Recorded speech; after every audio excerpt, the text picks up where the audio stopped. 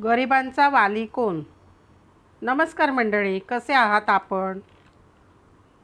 सावकाराचा माणूस जेव्हा पैसे वसूल करण्यासाठी गरिबांच्या घरी येतो तेव्हा त्याची काय बडदास्त ठेवावी लागते पहा. एकदा श्यामच्या घरी सावकाराचा माणूस पैसे वसूल करण्यासाठी आला होता. तेव्हा श्यामचे वडील त्याची चांगलीच बडदास्त ठेवीत असत. घरात चांगली भाजी करावयास सांगत. श्यामच्या आईला त्यांनी केळीची पाने आणून ते ठेवीत व तिला सूचना देत, कढी कर व कढीत कडीलिंब टाक, म्हणजे कढीला वास चांगला येईल, अशी आईला सूचना देऊन वडील शेतावर निघून जात. तो मनुष्य ओटीवर बसला होता. आईने त्याला चहा करून दिला. घरातील चहाची पूड संपली होती. आई शेजारून घेऊन आली. चहा पाण्यानंतर आईने कडक पाणी त्याला आंघोळीस दिले.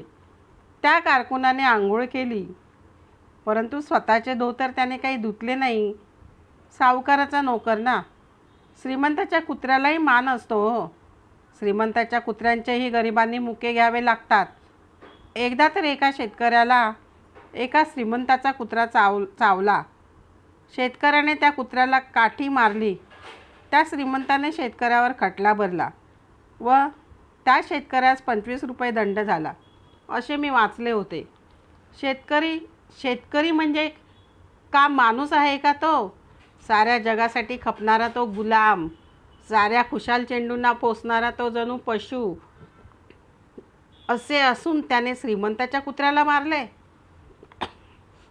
मित्रांनो, हिंदुस्थानात पशुपक्ष्यांना माणसापेक्षा अधिक मान व संरक्षण आहे.